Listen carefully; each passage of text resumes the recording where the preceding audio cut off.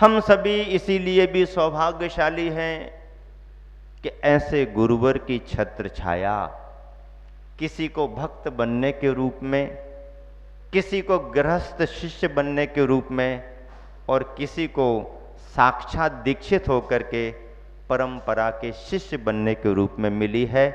आबाल वृद्ध नर नारी समूचा देश गुरुवर को अपना गुरुवर भावों से स्वीकार करता है और वो उस योग्य हैं भी। ये बात तो रही आचार्य विद्यासागर जी के व्यक्तित्व की, गुरु ज्ञान सागर जी महाराज जी के समाधि क्षणों की। लेकिन विद्याधर जी ने आगे बढ़कर के ऐसा काम किया है जो आज दुनिया में सर्वत्र स्मरण किया जा रहा है, अच्छी बात है। पर ऐसे विद्याधर जी जिस परिवार से निकल करके आए, उस परिवार की पारिवारिक और भौगोलिक उस जगह की चर्चाएं पिछले दिनों में संपन्न हुई। जो चर्चा पिछले दिनों में परिवार से संबंधित नहीं आई और वहां आने का उनका समय भी नहीं था, वो चर्चा कर लेना भी जरूरी है। राम राम तो सबने कह लिया, लेकिन राम राम की कथा भी तब तक भी अधूरी मानी जाएगी जब तक कि दशरथ के लिए याद ना किया जाए। और दशरथ को यदि याद किया कर लिया गया, कौशल्या को याद कर लिया गया, तो राम की कथा भी पूरी मान ली जाती है। इस मायने में स्मरण तो मल्लप्पा जी और श्रीमंती जी का कर लिया गया है, पर मल्लप्पा जी और श्रीमंती को प्रेरणा कैसे मिलती रही, साधना के मार्ग से वो प्रभावित कैसे कैसे हुए, क्या क्या उन्होंने विचार किया, क्या क्या उनके जीवन में घटित हुआ, इन संदर्भों को जो संदर्भ जहां जुड़ते हैं वहां सुनाना भी जरूरी है। आपने पिछले दिनों में ये सुना कि गुरुवर आचार्य श्री की दीक्षा होने के कुछ दिनों पश्चात ही संपूर्ण अष्टगेय परिवार अजमेर चौका लेकर के पहुंच गया। गुरुवर ज्ञान सागर जी और अपने नए मुनि विद्यासागर जी के लिए आहार संपन्न कराया। मुनि धर्म से प्रभावित होकर के, साधना के मार्ग से प्रभावित होकर के, अपने परिवार का सदस्य स्वयं अपना ही बेटा यदि महाव्रतों को धारण कर चुका है, तो माता पिता ने इसी से प्रेरणा लेकर के आहार दान के दिवस ही, जिस दिन ज्ञान सागर जी आचार्य महाराज का आहार दान संपन्न हुआ, तो उसी दिन दोनों ने, माता पिता ने आजीवन ब्रह्मचर्य व्रत धारण अजमेर में कर लिया। मन ही मन उन्होंने कुछ भाव बनाए होंगे। फिर बराबर सन 68 से लेकर के 69, 69 से लेकर के 70, 70 से 71, 71 से 72, 72 से 73, 73 से 74 तक के समय में परिवारीजन बीच बीच में आते जाते रहे, आहार दान आदि का धर्म लाभ लेते रहे। गुरुवर की मौन प्रेरणा उन्हें प्रभावित करती रही, स्वाध्याय ज्ञान लाभ का अर्जन करते रहे। घर में रह करके ही अपने साधना को आगे बढ़ाने का क्रम उन्होंने शुरू कर लिया। घर गृहस्थी की आकुलताएं खत्म करना शुरू कर दी। खेती किसानी संबंधी जो भी अनेक कार्य होते उनको सीमित करना शुरू कर दिया। और सन 1975 का समय भी आ गया। और सन 1975 का समय आते आते आते परिवारी जनों का दृश्य बदलने लगा। बार बार माँ अपना भाव प्रकट करती कि मैं भी दीक्षा लूंगी। माँ की भावनाओं के साथ शांता स्वर्णा दोनों छोटी बहनें भी जिद करने लगी कि हम भी दीक्षा लेंगे। गुरुवर आचार्य विद्यासागर जी महाराज जी के सामने भी बात आई, तो उनके भावों से प्रसन्नता व्यक्त करते हुए, सहमत होते हुए गुरुवर ने आशीर्वाद तो दिया, लेकिन नियम वगैरह देने के बारे में मौन ही रहे। बार बार निवेदन करने पर श्रीमती मां को तो कहा कि आप अपना देख लेना, लेकिन सबसे पहले शांता और स्वर्णा दोनों बहनों के लिए ही आचार्य श्री ने आजीवन व्रत प्रदान कर दिया। और इस मायने में भी यदि यथार्थता की सच्चाई पर बात की जाए कि गुरुवर आचार्य विद्यासागर जी के चरणों में आकर के सबसे पहले किस बहन ने आजीवन ब्रह्मचर्य व्रत लिया, तो ये कहानियां हम और तुम सुनते हो वो तो है ही, लेकिन यथार्थ में तो देखा जाए तो स्वयं गुरुवर आचार्य विद्यासागर जी की गृहस्थ जीवन की दोनों छोटी बहनों ने गुरुवर से आजीवन व्रत लिया है। और इस मायने में वही प्रथम शिष्याएं माने जाने की अधिकारी बनती हैं। ये बात अलग है कि अब उनमें भाग्य उनका गुरुवर के नियोग में उतना ही था, लेकिन बाकी और बहनों का इतना भाग्य जागा कि व्रत भी लिए और प्रथम आर्य का दीक्षा पाने का सौभाग्य भी मिला। इस मायने का इतिहास अलग माना जाएगा, लेकिन यथार्थ में तो दोनों बहनों ने लिया।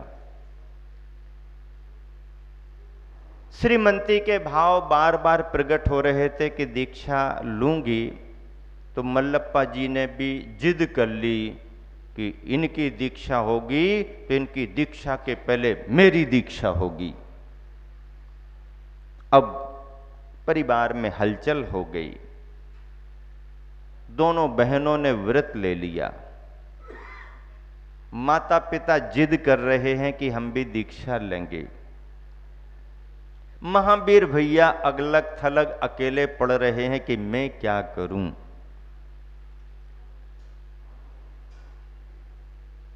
अप्रैल के महीने में दोनों बहनों ने सवाई माधोपुर में आजीवन ब्रह्मचर्य व्रत लिया। अप्रैल के महीने में, और आगे बढ़ते बढ़ते अप्रैल से मई का महीना आया, और मई के महीने में दोनों छोटे भाई अनंतनाथ और शांतिनाथ ने आचार्य श्री से मार्गदर्शन प्राप्त करते हुए निवेदन कर लिया और दोनों भाइयों के लिए अतिशय क्षेत्र महावीर जी में आजीवन व्रत प्रदान कर दिया गया।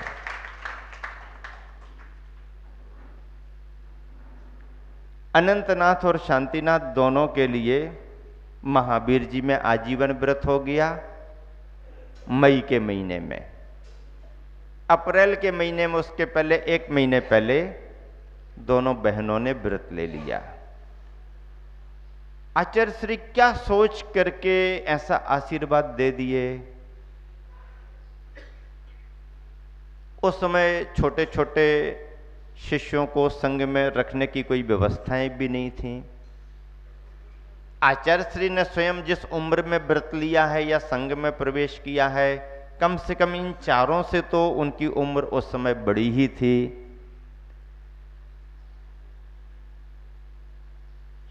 अनंतनाथ और शांतिनाथ जो वर्तमान में मुनि श्री योग सागर जी और मुनि श्री समय सागर जी हैं, आचार्य श्री ने उनमें कुछ भविष्य देखा होगा। गुरुवर ज्ञान सागर जी भी समाधि होने के पहले पहले आशीर्वचन देकर के गए कि संघ को गुरुकुल बनाना, शुरुआत तो कहीं से करना पड़ेगी, नींव तो कहीं पर रखना पड़ेगी। शायद ऐसी ही कल्पना करते हुए आचार्य श्री ने यह कार्य किया। जब दोनों भैया ने व्रत ले लिया, दोनों बहनों ने व्रत ले लिया और माता पिता भी ये जिद कर रहे हैं कि हम भी दीक्षा लेंगे, उस समय महावीर भैया की मनस्थिति क्या बन रही होगी। परिवार के सारे सदस्यों में से केवल एक दिया बचा है कुल दीपक बनने के लिए, बाकी कोई भी घर वापस जाने को तैयार नहीं। महावीर भैया क्या करें, मन तो उनका भी हो रहा होगा कि हम भी श्रीफल चढ़ा दें और हम भी निवेदन कर दें, लेकिन कोई ना कोई तो हो। जिस समय विद्याधर जी दीक्षा ले रहे थे, महावीर भैया ने उनसे कहा, चलो परिवारीजन याद कर रहे हैं, आपकी घर में जरूरत है।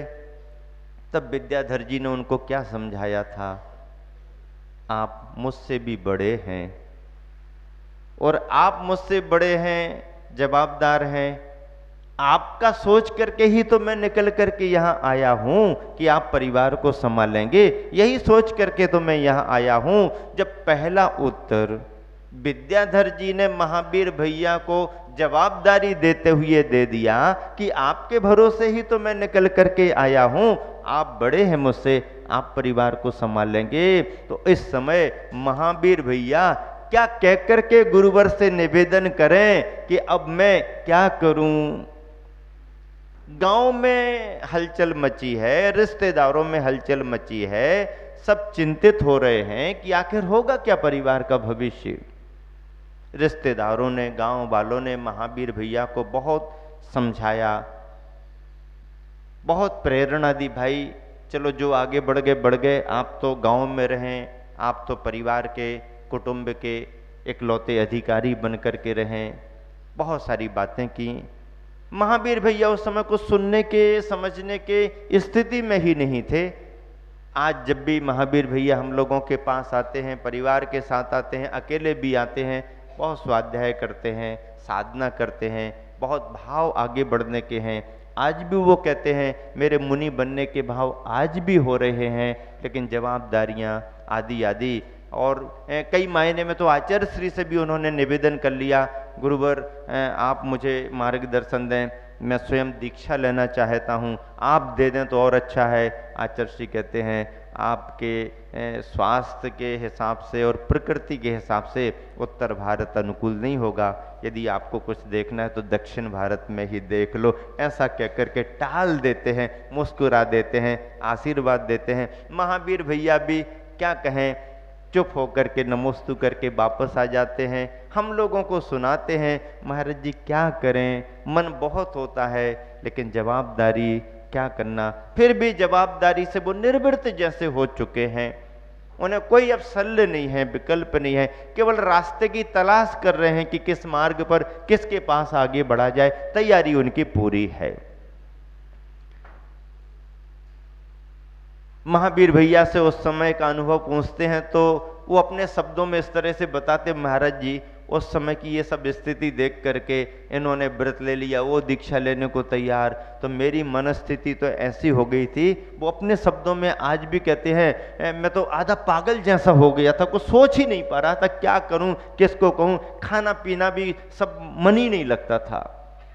धीरे धीरे धीरे धीरे सभी कुटुंबीजनों ने संभाला, स्थिति थोड़ी संभली। बात ऐसे आगे बढ़ती है कि मल्लप्पा जी और श्रीमंती जी को गुरुवर ने निर्देश दे दिए कि आपको यदि आगे बढ़ना है तो मेरे पास आपकी व्यवस्था नहीं है, आप और किसी दूसरे संघ को देख लें। किस संघ को देख लें, कहाँ पर जाएं, किससे निवेदन करें। आचार्य जी ने कुछ संघों के नाम बताए, ये संघ यहाँ पर राजस्थान में विराजमान है, आप जाकर के देख लो। उन्होंने आना जाना शुरू किया। फिर कहने लगे कोई और संघ बताओ कहाँ पर जाएं। तो आचार्य जी ने कहा कि आचार्य धर्म सागर जी महाराज जी का संघ है और उसमें आप जैसी उम्र वालों को दीक्षा देने की व्यवस्था है, इसलिए आप वहाँ जाकर के निवेदन करें। दोनों जन और दोनों बहनें आचार्य धर्म सागर जी महाराज जी के दर्शनार्थ पहुँचे। उस समय आचार्य धर्म सागर जी महाराज का बिहार और प्रवास सहारनपुर चतुर्मास के बाद में मुजफ्फरनगर में हो रहा था। 25वां महावीर भगवान का 25वां निर्माण महोत्सव मना लिया गया था। उसके बाद आचार्य महाराज मुजफ्फरनगर में विराजमान थे। ये चारों भव्यात्मा मुजफ्फरनगर पहुँचे, आचार्य महाराज के चरणों में निवेदन कर दिया। आचार्य महाराज परिचय सुनकर के चकित रह गए। आचार्य विद्यासागर जी के परिवारी जन, ओह बहुत अच्छा, आपके भी ऐसे भाव बन गए। हाँ महाराज भाव बन गए। भाव नहीं बन गए, दीक्षा ही लेनी है। अरे अभ्यास तो कुछ करना पड़ेगा, अभ्यास हो चुका है, आप तो दीक्षा का मुहूर्त निकालें। आचार्य धर्मसागर जी महाराज ने परम प्रसन्नता का अनुभव किया, क्योंकि उतने वर्षों में ज्ञान सागर जी के शिष्य के रूप में आचार्य विद्यासागर जी की ख्याति भी देश में फैलना शुरू हो गई थी। राजस्थान इलाका तो उनसे बहुत अच्छे से परिचित हो चुका था। आचार्य धर्मसागर जी महाराज जी के चरणों में जब दोनों बहनों ने और दोनों भव्य आत्माओं ने निवेदन कर लिया, तो आचार्य महाराज ने छोटी छोटी उम्र की बहनों को देख करके कहा, अभी सप्तम प्रतिमा के व्रत ले लो। सप्तम प्रतिमा के व्रत दोनों को दे दिए गए। फिर चारों ने निवेदन किया, तो उनकी भावनाओं को देख करके तय किया गया और आचार्य धर्मसागर जी महाराज जी ने सहमति व्यक्त कर दी, आप लोग रुको, यहीं पर दीक्षा होगी। एक दिन मल्ली सागर जी मल्लप्पा जी को बुला करके आचार्य धर्मसागर जी महाराज ने कहा कि मल्लप्पा जी ऐसा करो, आप क्षुल्लक इलक दीक्षा ले लो। तो इन्होंने कहा नहीं, मैं तो सीधे मुनि दीक्षा लूंगा, क्षुल्लक दीक्षा इलक दीक्षा ले लो। नहीं नहीं, मैं तो मुनि दीक्षा लूंगा। क्यों? बोले महाराज, ये मल्लप्पा जी का उत्तर था कि महाराज, अभी मेरी उम्र इस समय 60 वर्ष की हो रही है। 60 वर्ष में धोती छोड़ने का योग बन रहा है, और आप यदि लंगोटी में लगा दोगे तो पता नहीं ये लंगोटी और कितने साल तक लगी रहेगी। इसलिए जब योग बन ही रहा है तो मैं तो एक साथ मुनि दीक्षा ही लूंगा, ऐसा उन्होंने निवेदन कर दिया। आचार्य धर्मसागर जी महाराज भी उनकी भावना को देख करके प्रभावित हुए। मुहूर्त निकला, उस मंच से दीक्षाएं हुई। 8 दीक्षाएं लगभग हुई थी, जिसमें 4 मल्लप्पा जी श्रीमंती और दोनों बहनें। मल्लप्पा जी की मुनि दीक्षा होने पर मुनि मल्ली सागर नाम रखा गया। श्रीमंती की दीक्षा होने पर आरिका समयमती नाम रखा गया। यहां पर दोनों बहनों की दीक्षा होने पर आरिका नियममती और प्रवचनमती नाम रखा गया। ये बात किस सन की है? 75 खत्म हो गया